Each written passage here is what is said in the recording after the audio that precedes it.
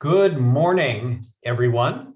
Thank you for joining for this UCIT Town Hall. I'm Mark Cianca. I am the Interim Vice President and Chief Information Officer for the university. Glad you could join us today. As attendees continue to log on in preparation for our main speaker today, I did want to give you a brief foreshadowing. Is that the right word? Forward promo, maybe a better word.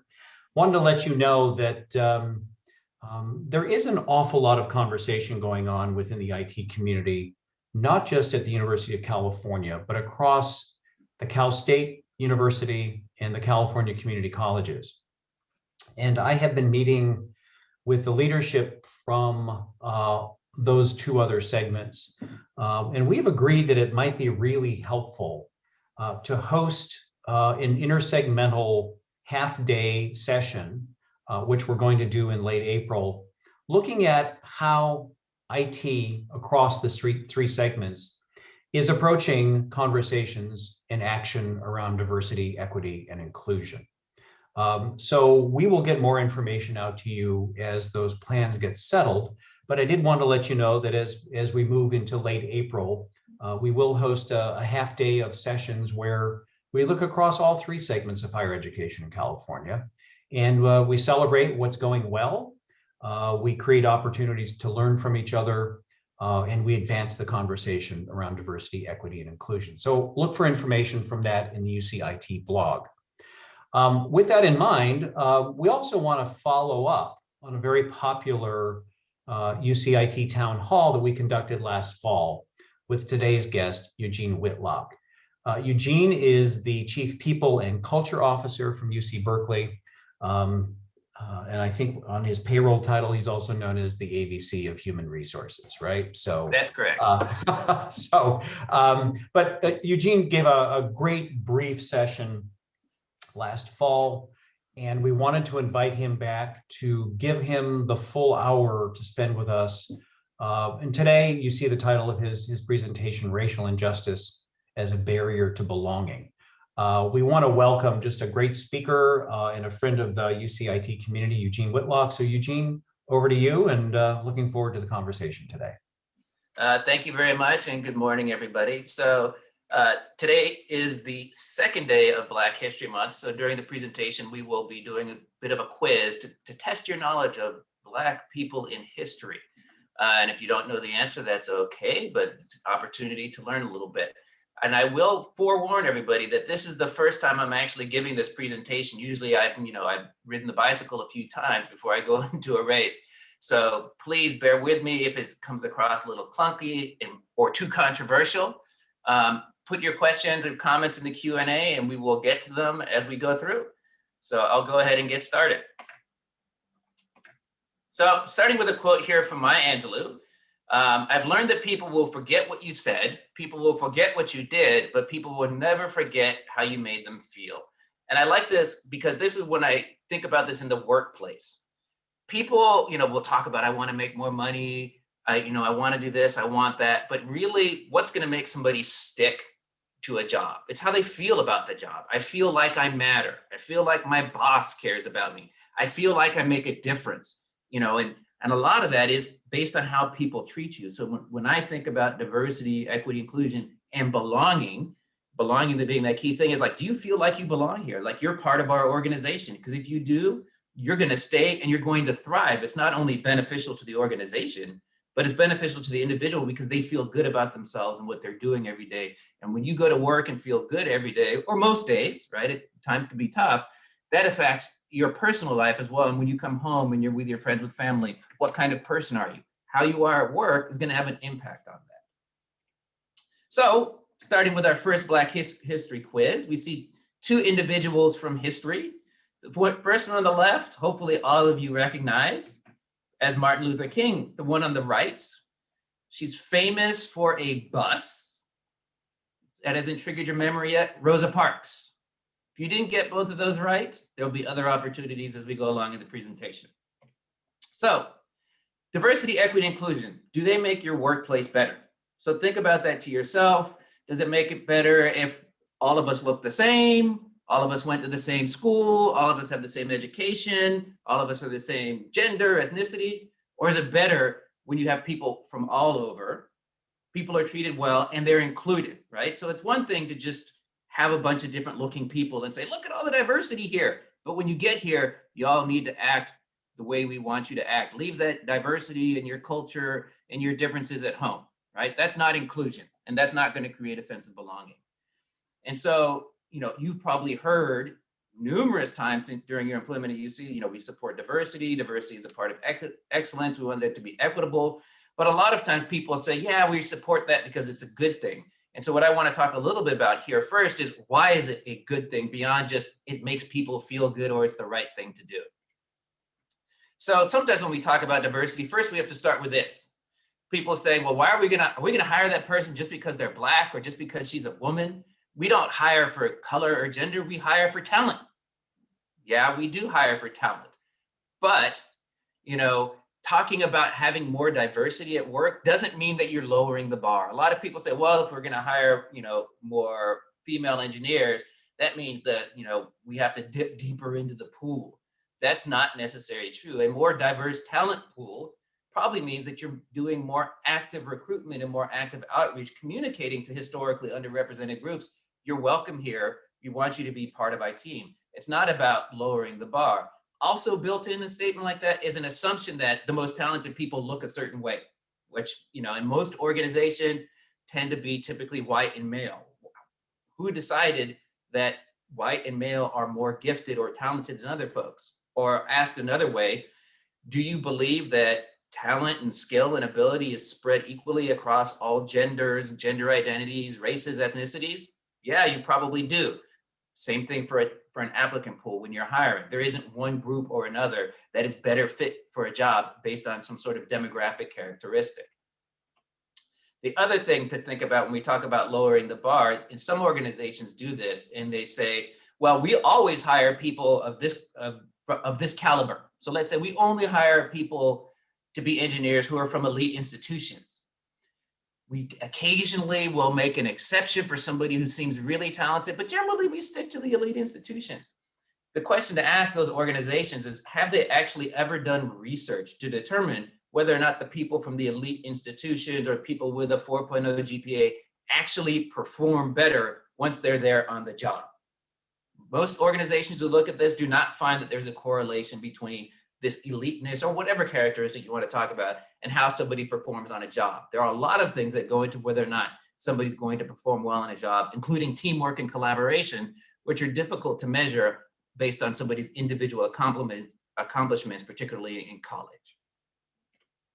Finally, the question we should ask, particularly around the hiring process, is most of our organizations are already, multicultural, multi-generational, multi-ethnic, whatever you want to call it. Who's best suited to lead an organization that is already filled with so much diversity? Who's best suited to create an inclusive workplace, right? I'm not here to tell you the answer for that, but it's something you should think about as you envision who's the best suited to lead an organization and to create that inclusive environment where we can all feel like they belong. So related to that, we're going to do a little sort of thinking here, and you don't have to give your answers because I'll walk it through. It's kind of hard in this environment. But in this is a hypothetical question here, and it's about, who would you choose to solve a problem for you? So let's assume that we are talking about a fire department situation. So for a lot of public sector jobs in the United States, you apply for a job by doing a test. And based on your score of that test, you maybe get called for an interview and you get ranked based on your score on the test. And so when a position comes available, they call the person with the highest score, then the person with the second score, and that's how they go about offering jobs. So with that as background, in this hypothetical here, we're asking, who do you want to have you help solve a problem? And let's assume it's a fire department problem. You're on a game show. They show you a video of a house on fire, and they say, what's the best way to put out that fire? You can call the person in room A, the group of people in B, or C. In room A, if you decide to call that room for help, you have the person who got the highest score on the application test. So the fire department application test, person with the highest scores in that room, you can call them for advice. How do I put out that fire? In room B, you have the people with the next 20 highest scores on that test. So not the highest score, but the next 20 highest scores. You can call that room and say, hey, help me figure out how do I put out this fire. Finally, you have room C. It's a group of 20 random people who pass the test, but they don't necessarily have the highest scores. You have some high scores, some middle scores, and some low scores, right? So you're trying to figure out how to solve that, how to put out that fire. Which room do you call for advice, right? So take a minute, well, not a minute, take 10 seconds to think about what your answer is. You know, you can put it in the Q&A if you're feeling bold. And so a lot of people will say, I want the person with the highest score because they're the smartest. Well, are they really the smartest person because they got the highest score? Maybe they're really good at taking tests. We all know people who are really good at tests. They don't have to study for them, and they walk out of the room with the best score. And there are a lot of reasons why people may not score well on a test. Maybe the night before the test, they didn't sleep well. Maybe they're working 2 jobs and they don't have a lot of time to study. Getting the highest score on a test doesn't necessarily mean you're the best at whatever that job is, right? You may not be able to help me solve that fire department problem. Moreover, in rooms B and room C, there's 20 people available versus 1 in room A. If I'm trying to solve a problem, I probably would rather have the input of 20 people who pass the test and who are qualified than just the input of 1 person, right? So A is not the answer. B and C are intriguing because there are 20 people for both of those. Which group should I select? Well, 20 in B, the 20 people, we know they're all smart. In B, you've got some people mixed in who didn't get such good scores. Maybe that's not the greatest group of people. B is by far the most popular answer when we always do this, but the correct answer is actually C, the 20 randomly selected people who all passed the test.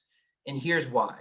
When you look at group B and people whose scores are similar, right? The next 20 highest scores, people whose scores are clustered together on a test tend to think in the same way.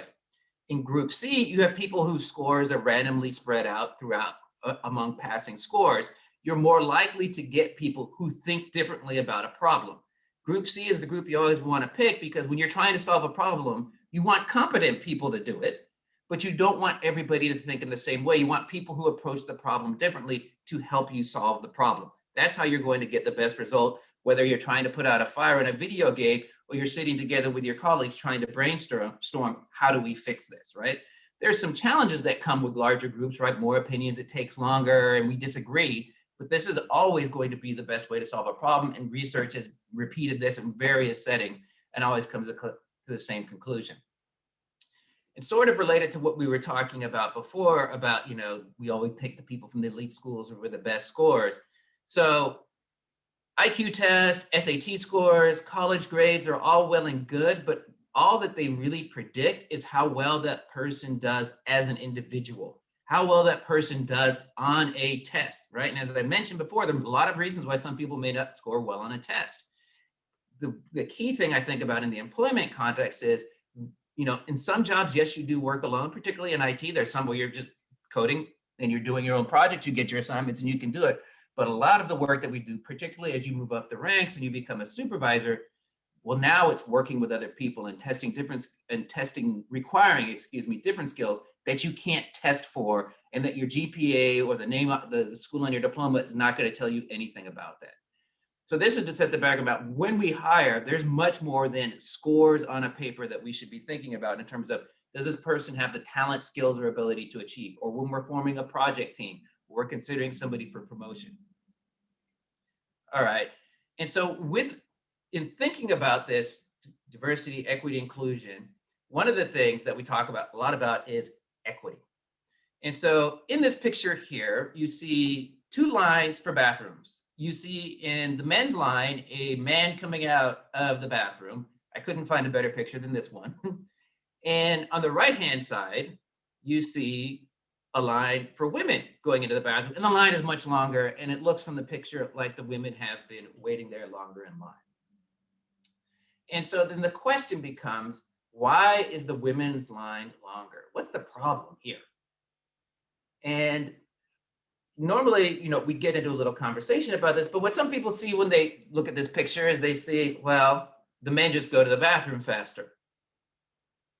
Why don't the women just go faster? right? This is how some people see the problem. Why don't the women just go to the bathroom faster? What are they doing in there? We need to research women's bathroom practices so that we can better understand why they can't go as fast as men. That's the completely wrong way to look at the problem. What the question is why did we set up a system where women have to wait in long lines and men don't? What is the problem with the system that creates this circumstance in public parks, at concerts, at stadiums, you name it? When there's a lot of people congregated together, the women's line is always longer. It's a problem with the system. It's not a problem with women and how they use the bathroom. It is this same sort of thinking, however, that we often use in schools and in hiring, where somebody is not achieving at the same level as somebody else. And our first question is, what's the matter with him? What's the matter with her? Why isn't she achieving, right? When we look at the picture of the bathroom, some people say it's equal. They have equal opportunity. There's one ladies' room and there's one men's room. It's equal. They have equal access. Everybody gets to go to school for free in the United States. It's public education. It's equal access. That's not the issue, right? Because different people have different needs. And so when you hear people talking about equity, what you're really talking about is, what do people need to be successful? What is it that we should be doing as an organization? What systems do we need to put in place to make sure that everybody has an equitable opportunity to achieve the success that their talent, skills, and abilities say that they should see? So when you're looking at the picture of the bathrooms, the problem is not with the women. You shouldn't be studying women's bathroom habits. The problem is there aren't enough bathrooms for the women. It's a system that's created this problem. It's a structural problem that all the studies in the world are not going to make a difference, right? So similarly, when we're evaluating people for jobs or trying to understand whether or not people are being successful, it's not always a question about somebody just didn't try hard enough or somebody's not smart enough. What are the barriers or opportunities that this person has or has not been given that have put them in the situation where they are today, right? Maybe somebody just needs an opportunity in order to be successful. Or if somebody's struggling with work, maybe they need to have the work or the assignment explained to them in a different way. As managers, it's critical that as you're developing your teams, that you understand the strengths and weaknesses of the individuals and help your employees to be successful, not by doing the same thing for everybody and saying, I treat everybody the same. We know better than that. Treating everybody the same is not the answer to making people successful. For those of us who have children, or I'll speak for myself, I try to treat them all the same because they know when I make a difference. It's not fair, but I can't treat them all the same because they have different needs and different abilities. All right, so are there any questions in the Q&A? Because I can't see it, or comments. No, there are no questions. All right, thank you. I will continue. So the other thing we should think about when we talk about why diversity, why should we care about it, is diversity actually creates a competitive advantage for organizations. And so there was research done out in Harvard Business Review, and this is nearly 10 years old now, and lots of different organizations have replicated this. And they were looking at leadership in an organization, and they wanted to figure out if an organization has diverse leadership, is that organization more successful? And they were looking at private companies, for-profit companies. And what they found is that organizations that had diverse leadership were much more likely to report growth in market share. They're much more likely to report that they capture new markets. What they also found is that organizations that do not have diverse leadership, in those organizations, women and people of color and people in the LGBTQ community are less likely to win endorsement for their ideas. So you see it's 20%, 24, 21% less likely to win endorsement for their ideas. And when you think about that, yeah, it's clear that those organizations won't function as well, because if you have people who are only working at 75 to 80% of their full potential, the organization cannot work at its full potential.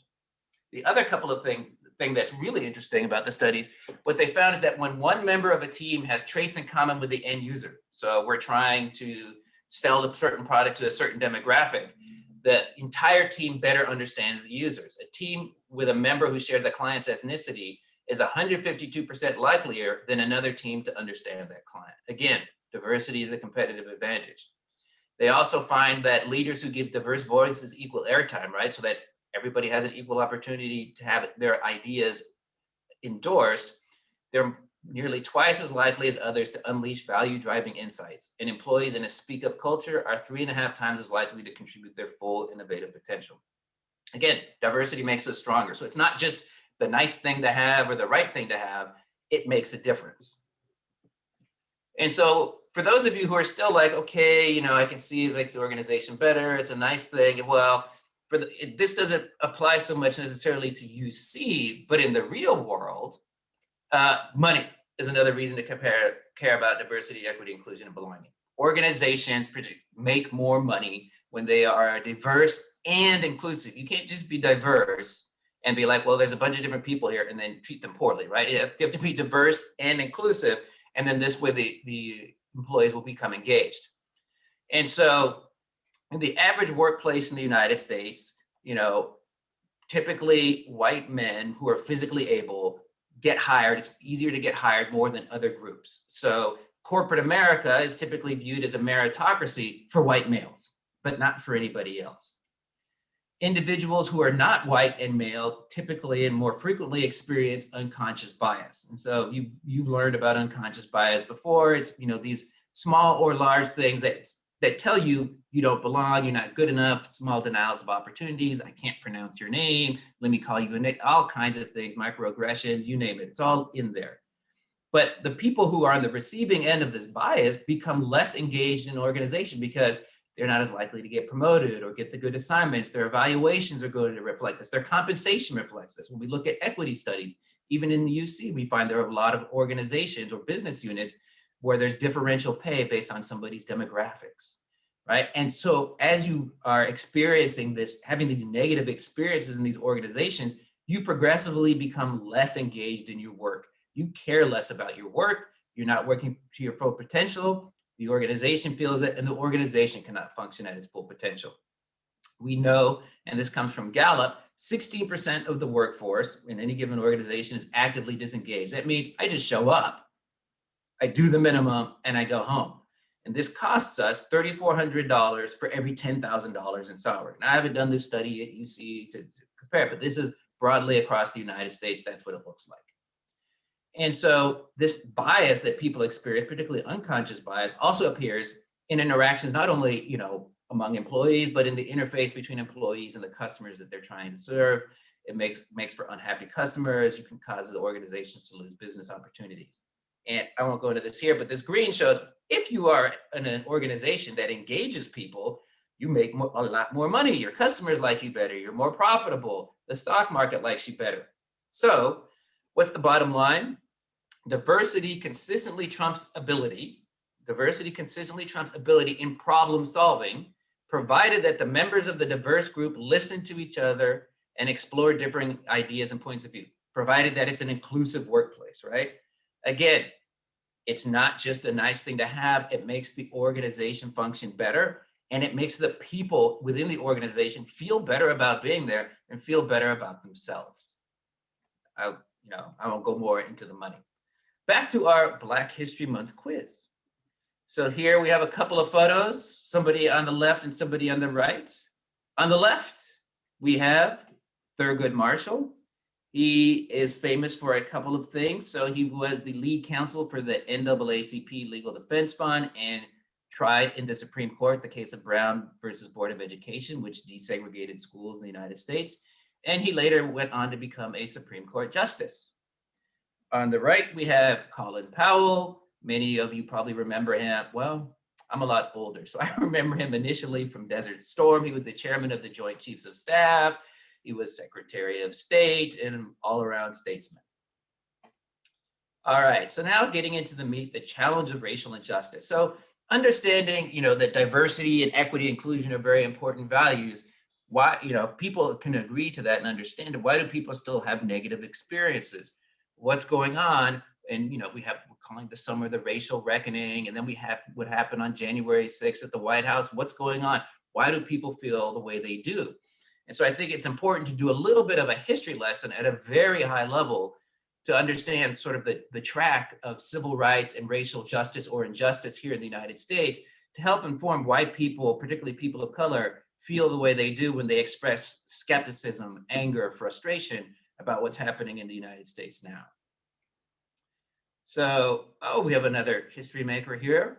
So this is going back, way back in time to before the United States was actually the United States. Most of you probably don't recognize, but this is Crispus Attucks. And he's famous because he was the first person killed for the Revolutionary War back in 1776. He was in Boston, and he was a freed slave, and he was at part African freed slave and part Native American. First person killed, led as part of the American Revolution against the English colonizers.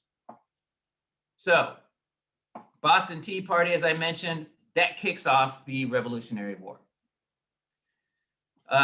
For those of you who don't know the details of the Boston Tea Party, so it wasn't a battle or anything like that. It was a carefully organized plan for people to go and grab the tea off of the ships and throw it into the water. And this particular picture of it is showing Native Americans throwing the tea into the water, which is interesting because it wasn't a Native Americans who went and did all of this. It was white people who did it. And it wasn't protesting taxation without representation, as we often hear. This was a private dispute over what one of the companies that was importing tea, what they had to pay in terms of import duties. I think I'm getting that mostly right. But this was the first act of insurrection in the United States. You look back in time, this is the first act of insurrection. And so really, what is the history of insurrection or mob rule in the United States? How did we get from the Boston Tea Party to January 6th? For me, it's a pretty straight line. So between the end of the Civil War in 1968, just 50 years ago, you know, there were a lot of lynchings in the United States. So this is a headline from a newspaper. 3,000 will burn Negro. This is from New Orleans, and you can't see it probably, but it's 1919. 3,000 will burn Negro. They name him. He'll be lynched at 5 o'clock this afternoon. Everybody come on by, right? The governor says, we can't stop it. All right, 100 years ago, can't stop it. Come on down, 5 o'clock in the public square. We'll watch this person get lynched. And this is what people actually did, right? And so you see these gruesome pictures of lynching, but what you also notice, which is perhaps more gruesome, is the people who stand and pose for the camera. Look, I was there, check me out, right? Between 1882 and 1968, there were nearly 5,000 lynchings in the United States. Most of them were in the South. Probably 3/4 of them were in the South. Some were in the West as well, in California. Those in California were more like sort of, we got an outlaw and he's a murderer or a thief, we're going to kill him. This was more in the South, Texas, Florida, Alabama, Mississippi, Arkansas, along there. It was targeting Black people because Black people didn't know their place, kind of thing, or a Black person looked at somebody. And it was just mob rule in the United States. And so you might say, how did this happen? How could these lynchings just occur? Weren't there laws against this? Of course there were laws against this, but they weren't enforced. In 1898 is when we see the first real coup in the United States, and it's known as the Wilmington Massacre, Wilmington, Delaware. And so starting on the right side of the page, there's an article in the newspaper. Attention white men, there will be a meeting of the white men of Wilmington this morning at 11 o'clock at the courthouse. A full attendance is desired as business in the furtherance of white supremacy will be transacted. There was no shame to their game. We're gonna meet, we're gonna talk about white supremacy. And what did they actually do? So 2,000 folks went together and they went to the town hall in Wilmington and basically forced everybody out. Because what was happening in Wilmington is that they had the fusionist government that was in place, and it was that they were Republicans who were both Black and white, and they were trying to have a reconciliation. And Wilmington was sort of the last holdout in I think I said Delaware, I meant North Carolina, holdout in North Carolina where it wasn't an all-white government. They were actually trying to, live the virtues of integration. And the white supremacists in North Carolina had managed to take over the state government, the state legislature, but Wilmington held out. And so they finally said, you know what? We're just going to get together, we're going to kill people, and we're going to take over. And that's exactly what they did. They got together, killed people, and took over. And again, you see in the picture there, people standing proudly in front of their handiwork. Then you have between 1917 and 1923, what is known as the Red Summer. And so there in the picture on the right, you can see all of the different cities where essentially white mobs got together and killed Black people because Black people were becoming too successful, didn't know their place. And so the two that I've highlighted, so Tulsa Race Massacre in May 1921. So for those of you who are familiar with this, this is where they had the Black Wall Street in Tulsa, Oklahoma. And about, between 36 and 300 people were killed. The range is wide because the official Oklahoma version is only 36 people were killed. But between news articles and what historians have examined, they think it's closer to 300. 1,300 homes and businesses were destroyed. And so when you look at this picture here, on the left is a picture of the Black Wall Street, looking like any normal downtown street. On the right-hand side is what happened after the white mob got finished destroying it because they thought the Black people had made too much money and did not know their place. There was a TV show recently, I think it was on Prime or Netflix, that sort of has an alternate universe history. I can't remember the name of it. Maybe somebody can post it in the Q&A, but it's based in Tulsa, Oklahoma, and it talks about what happened during the Tulsa Race Massacre. Then we have the Rosewood Massacre in January of 1923, and that was in Florida. Between the official number, 150 Black people were killed. Again, a white mob got together, didn't like the success that they were observing at the hands of Black people, and decided to go in and just kill people and burn stuff down. So again, this is, for me, again, a straight line from what's happening with the lynchings. You're looking at Wilmington, North Carolina, all of these different cities here. And it was actually 23 different cities in this period of time where white mobs killed Black people and burned businesses and burned homes because they felt that the Black people were being too successful.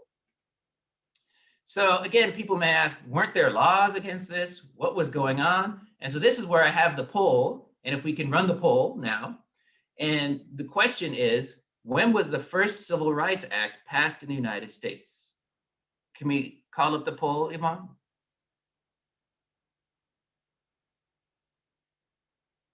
There's the poll. When was the first Civil Rights Act passed in the United States? 1776? 1865, 1866, or 1964? And Yvonne, I will defer to you as to when the poll should stop, because I can't see how people are responding.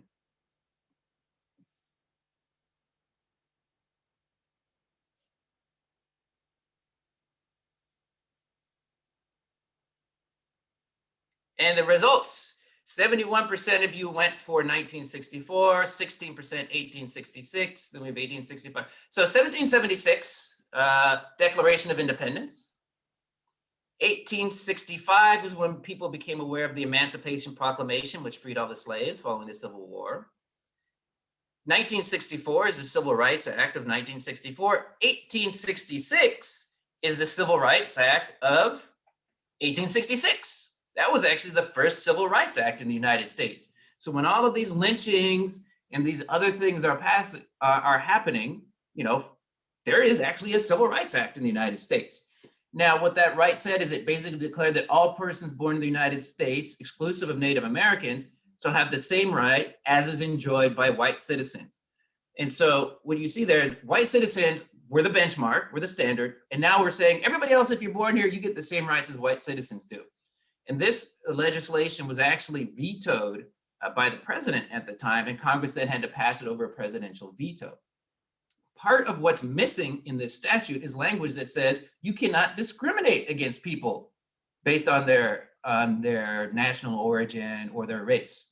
You're supposed to have the same rights, but there's no ban on discrimination. They actually tried to put in language at that time banning discrimination, but it didn't make it in the final version of the bill that was passed.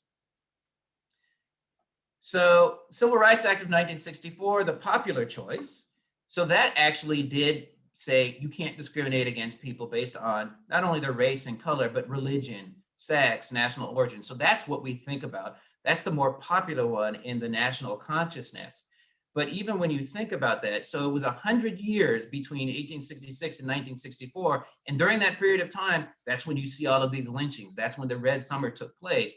And so what is the experience for Black people in particular and people of color more broadly in the United States during that period of time? Discrimination, right? It was legal to be discriminated against. So you can imagine the skepticism and frustration of people at that time. And what I want to share now is a video from the March on Washington in 1963 that shortly preceded the enactment of the Civil Rights Act of 1964, to give you some perspective of what people were feeling at the time.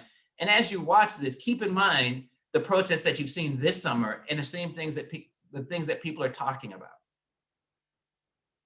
Just 100 years after Lincoln signed the Emancipation Proclamation that freed the slaves, 200,000 people converge on the nation's capital to rally for civil rights.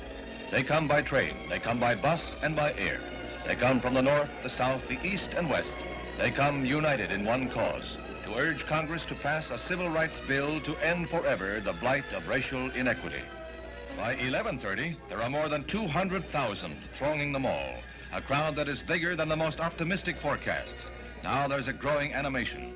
It seems as if the demonstrators were finding strength in each other, had discovered their cause was a bond. Arrests in Washington were below normal. Police attribute this to the fact that for the first time in 30 years, you couldn't even buy a beer in Washington. The civil rights marchers needed no stimulants like that. They provided their own, with songs that ranged from the sacred to the hillbilly, but with the one recurring theme, the cause of 20 million Negroes.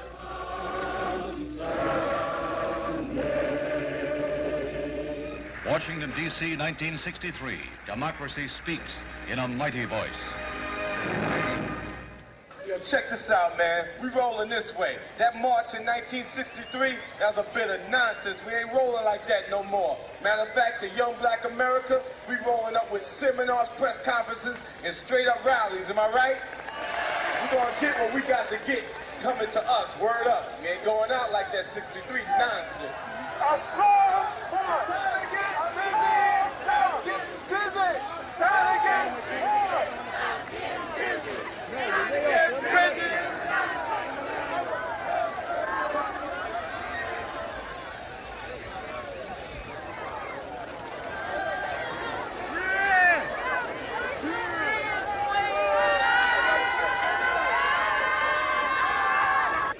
Playback.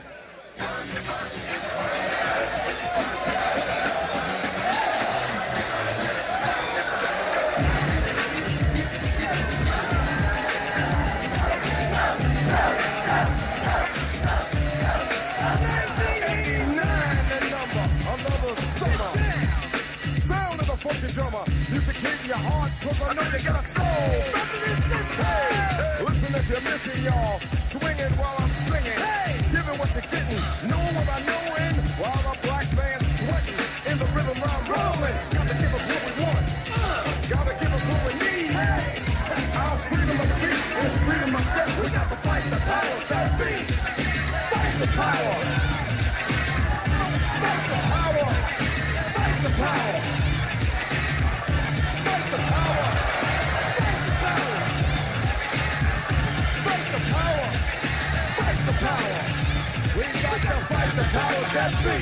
All right, so I threw in a little surprise for everybody there.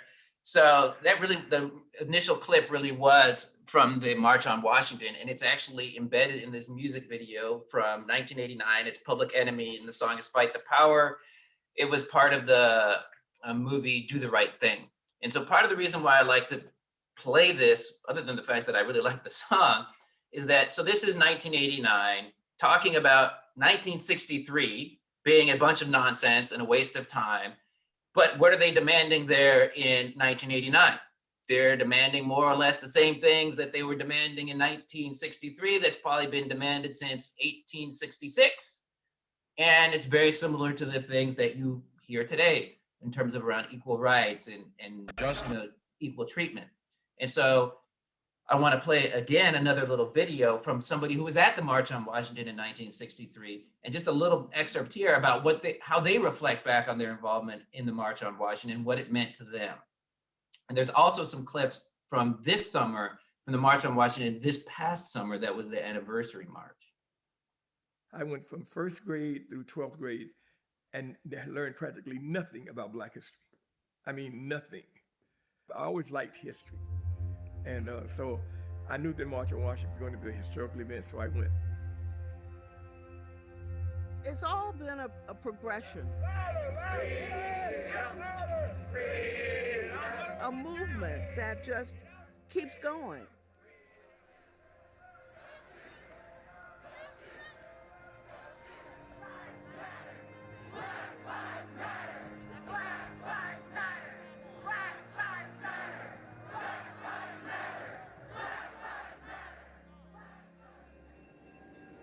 We are requesting all citizens to move into Washington, to go by plane, bus, any way that you can get there. We are pushing for jobs, housing, desegregated schools. Bayard Rustin and I got up early in the morning and we went out to the mall. There was not a soul on the mall, no one. And Bayard turns to me and said, "Cortland, do you think anyone is coming to this march?"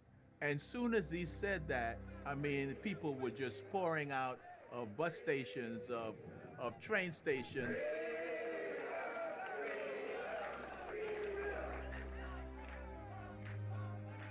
Into the area that I was assigned to came Malcolm X. I'll never forget what he said, because he was not supposed to be there. What he said was, I could not come. That this was a historic occasion. There was something about that moment when he was talking about why he was there that made the march even more significant. I knew by name almost all the people who were speaking. One was Martin Luther King, and then I do remember John Lewis. He is 2 years older than me. I was 21, he was 23. And I said, he is up there as the leader of SNCC. And what have I done? People need to understand the big issue that Black people had to face at that point is, what do you Negroes want? Martin King in his speech said, what people want here is the full participation in the American dream. All the things that you hold sacred, we hold sacred.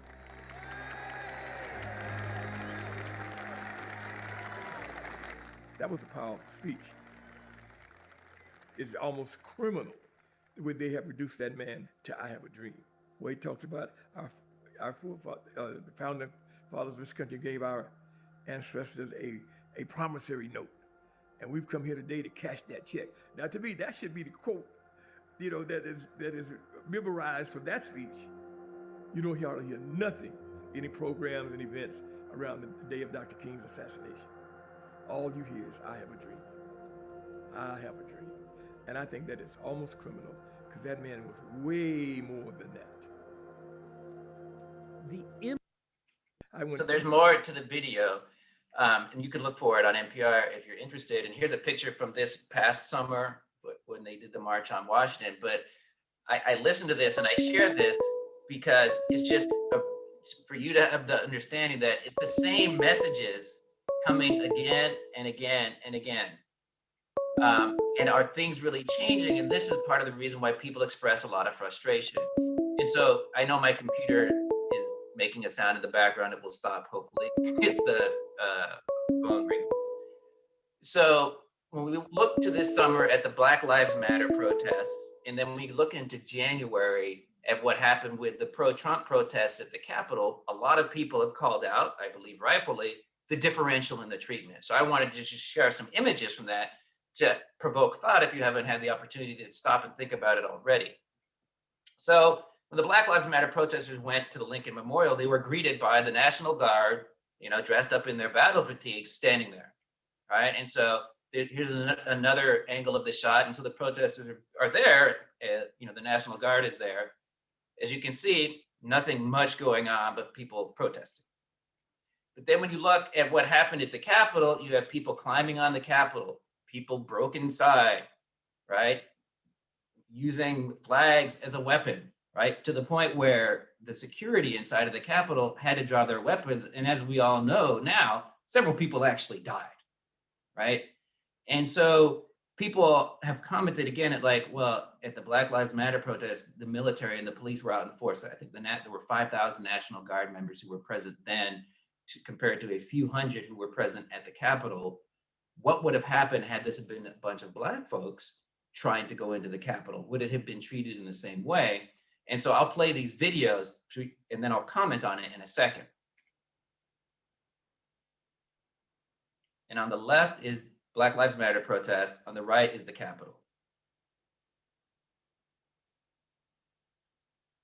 And so I'll play it again, because what I noticed in the videos is on the left of the Black Lives Matter protesters, you have horses and tear gas, mounted police pushing people back, right? Using force. In the right, you have people pushing the police back and facing very little resistance. These are the kinds of things that people of color and Black people in particular notice. And so when people talk about racial justice, racial injustice, these are the kinds of things that people are saying, we get treated differently. Why do we get treated differently?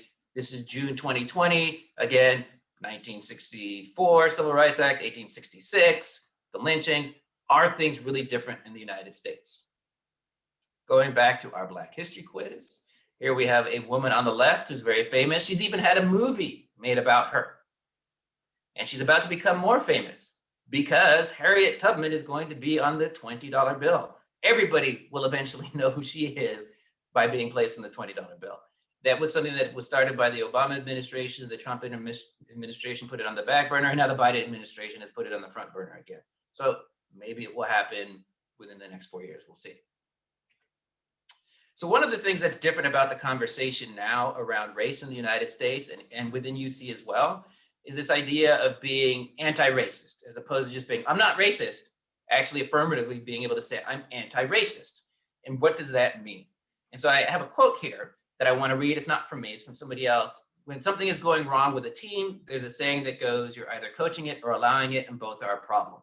When it comes to racial bias in America, I believe that it's pretty much the same thing. You're either prejudiced or you're allowing prejudice to exist, and both are a problem. We cannot just be non-racist. We really do need to be anti-racist. Anti-racism is direct opposition to any idea that supposes one race is better than any other in any respect. An anti-racist sees more Black people in poverty than white people and says, there must be something racist going on here. Because without racism, there should be no difference in outcome between the races. And so the not racist, to put the non-racist, is that person who says, I would never say something like that. I would never do something like that. That's shameful, and looks the other way. The anti-racist sees the same despicable behavior and actually says something about it, or even better, does something about it. And so this quote actually comes from a football player, Joe Thomas. He used to play for the Cleveland Browns. And I use his quote because I'm an avid sports fan, not necessarily of the Browns. And I came across it and here's somebody who's not an academic or a talking head who's paid to say these things. This is a citizen who cares about these things and spoke up to the same extent any one of us can speak up, right? You don't need to be trained in this in order to think about it and have it mean something to you and to take action. And so when we think about taking action or having conversations or doing something about racial justice, how do we talk about race at work?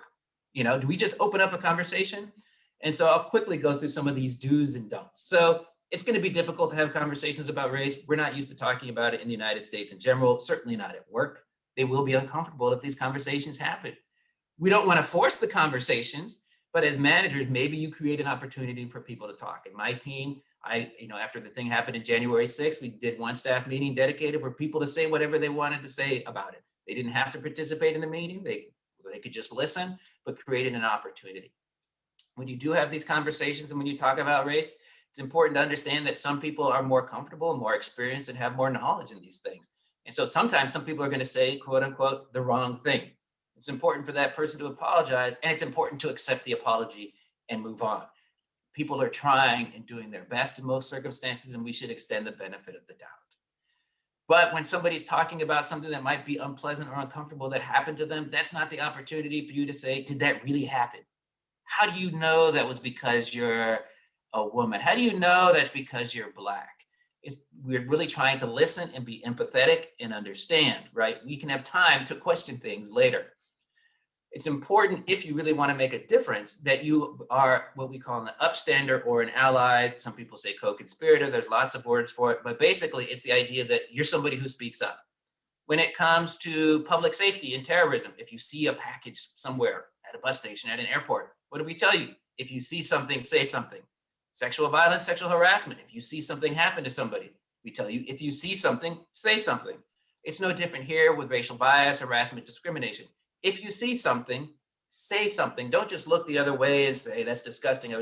Say something. Tell the person something as simple as, that joke's not funny. That's not cool. I don't think you should do that. It doesn't have to be a major confrontation.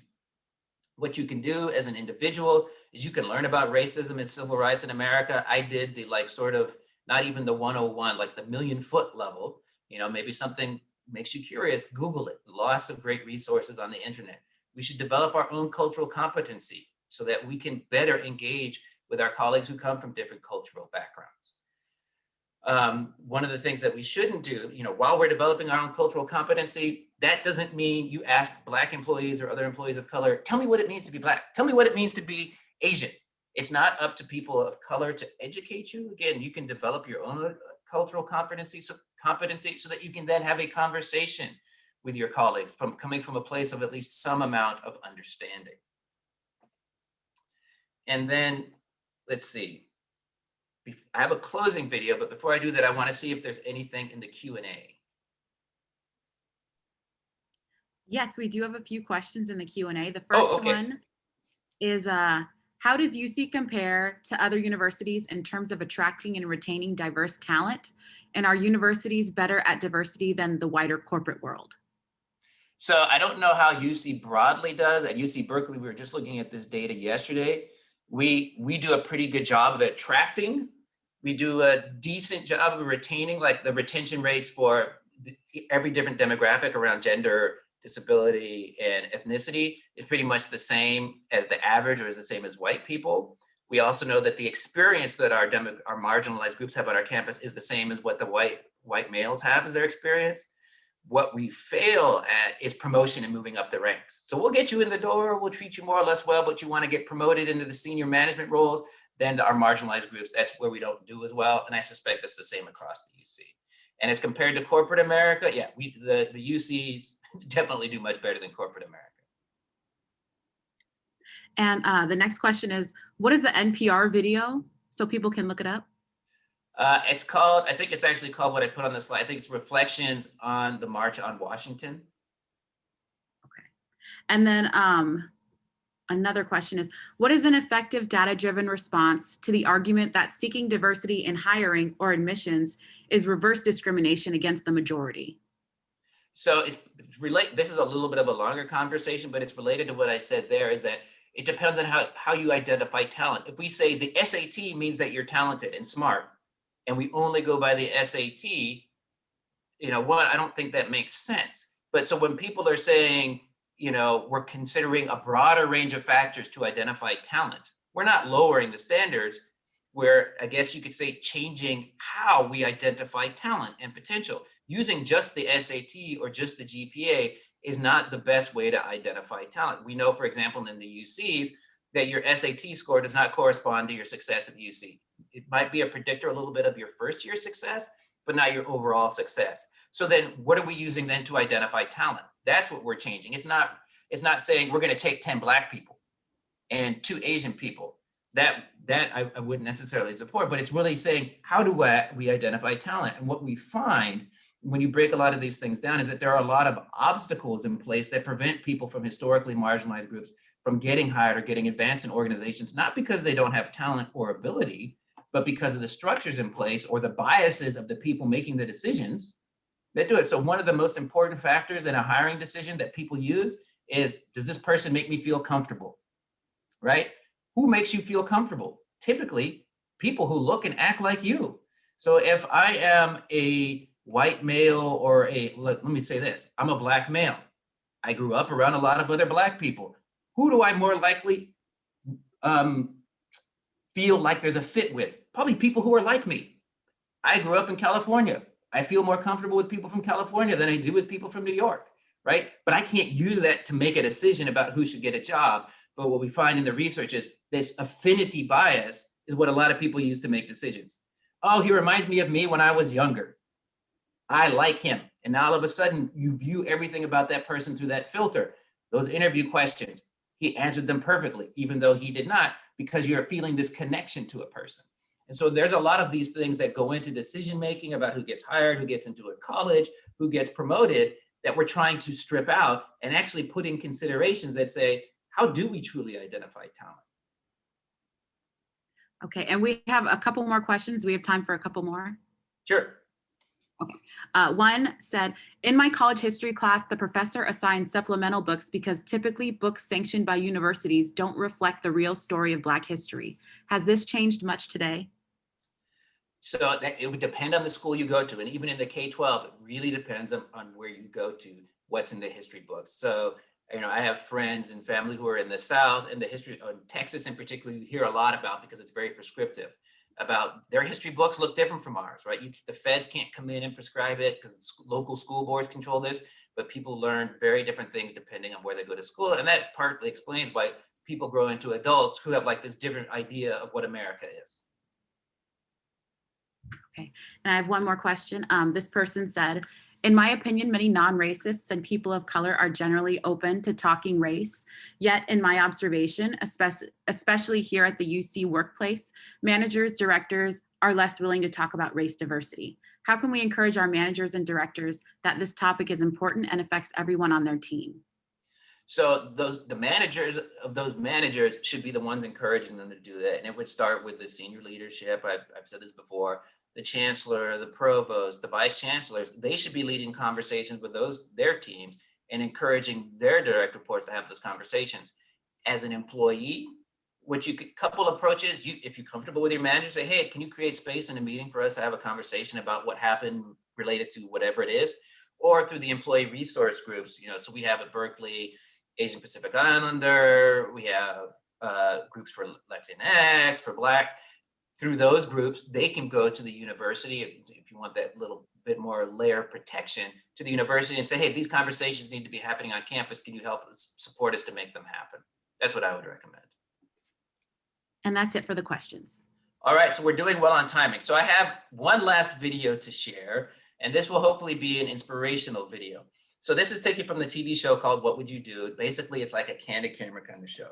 And what you're going to see in the video here, they did the setup in a deli where the waiter is an actor and they tell him to be obnoxious to two customers who only speak Spanish and can't speak English. And basically, why are you even here in America? They have him saying all this really offensive stuff because they want to see how the regular customers come in and respond. And so we'll take a look. Throughout the day, did you bother to learn English before you came to this country? Plenty of passionate people step up. You think they're legal?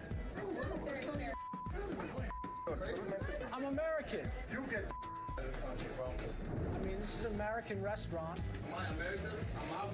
Yeah, well. This foreigner stands with our day laborers in solidarity. You speak the language. So what? And this woman builds a bridge right over that language barrier. Sin azúcar y uno regular. Black coffee. The fact that they need an interpreter, isn't that a problem? No, it's not actually. They have green money, right? This man fights our cashier with levity and the law. This is bagels. It's all good. God loves all of us, baby. Let's go. Why don't they speak English? We aren't required to speak English. But this is America. English is not required in this country. There's no official language. But you should want to assimilate a little bit to the culture before you come across. It's a very convenient thing for white people to say. Next, we meet this man. ¿De qué hablan los animales? Why don't you speak English? See, if they order in English, I could help them. We learn Spanish throughout all our grade schools. You should at least learn about Our cashier pushes the question. As an American, how do the undocumented workers make you feel?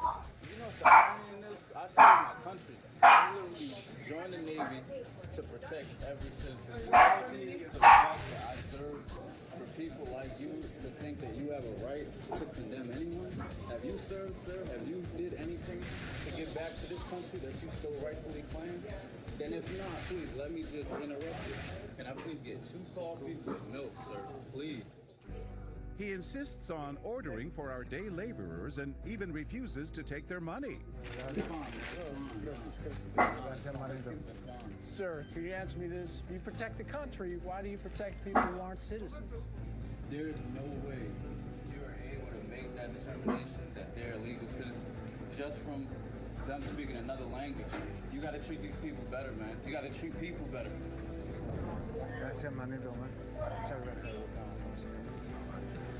Now it's my turn to shake his hand. How you doing, man? What's going on? You were so inspiring. I stood up, I took an oath to protect this Constitution and to protect our citizens. When you start looking down on other people, you're going the wrong way. All right, so that's it. So hopefully that will inspire you to, do something different from what it is that you've always done to make things better for all of us. I'm 1 minute over, Mark. Well, it's a minute well spent. Thank you, Eugene. This is probably the fastest hour I will have all week, so appreciate it. I appreciate you giving to the UCIT community. I think today was spectacular. I'm glad you used us as a dry run for this presentation. And thumbs up if I could show you my thumbs at the moment. Want to thank everyone for attending. Stay tuned for announcements about, as I said, the upcoming intersegmental DEI conference that we'll do in April, and look to the UCIT blog for further communications about our next UCIT town hall. Thank you everyone for attending. Thank you, Eugene. Appreciate your time. Bye-bye. Goodbye, everybody.